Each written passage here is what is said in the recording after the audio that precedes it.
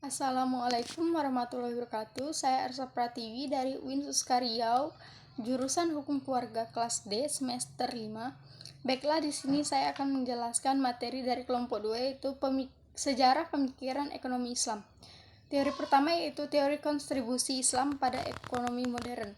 Teori ekonomi Islam bukanlah ilmu yang baru ataupun ilmu yang diturunkan secara mendasar dari teori ekonomi modern yang berkembang pada saat ini. Fakta historisnya menunjukkan bahwa para ilmuwan Islam zaman klasik adalah penemu dan peletak dasar semua bidang keilmuan, termasuk ilmu ekonomi.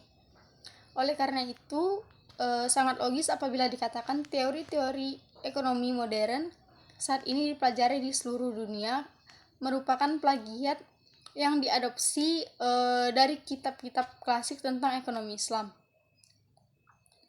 Joseph Schumpeter dalam bukunya History of Economics Analysis, Oxford University 1954 mengatakan bahwasanya terdapat gap dalam sejarah pemikiran ekonomi selama 500 tahun, yaitu masa yang dikenal dengan Dark Ages.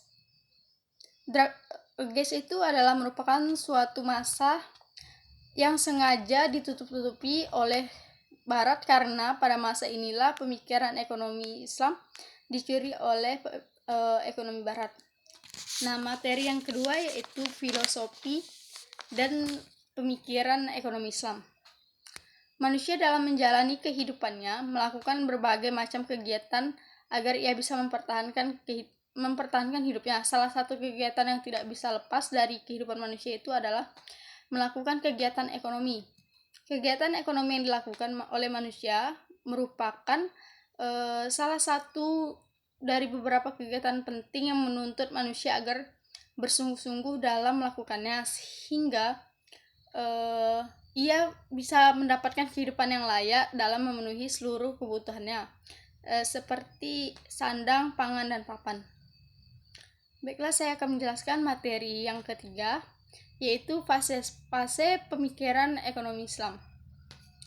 Dari fase tersebut terdapat 3 fase. Fase pertama yaitu perkembangan pemikiran ekonomi yang terkait dengan maslahah, difokuskan pada manfaat yang akan diperoleh oleh manusia jika manusia mengaplikasikannya dalam kehidupan berekonomi.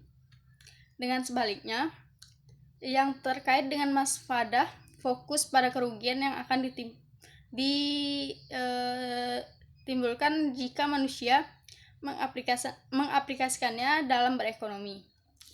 Fase kedua yaitu dimulai pada abad ke-11 sampai ke-15 Masehi.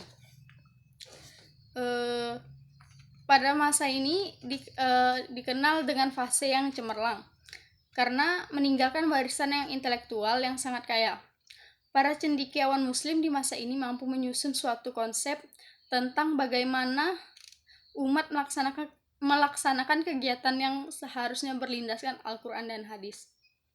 Fase yang ketiga yaitu dimulai pada tahun 1446 sampai 1932 Masehi merupakan fase tertutupnya pintu ijtihad independent judgment. Mengakibatkan fase ini dikenal juga dengan fase stagnasi. Pada fase ini fuqaha hanya menulis catatan-catatan para pendahulunya dan mengeluarkan fatwa yang sesuai dengan aturan standar bagi masing mazhabnya.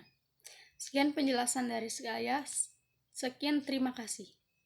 Wassalamualaikum warahmatullahi wabarakatuh.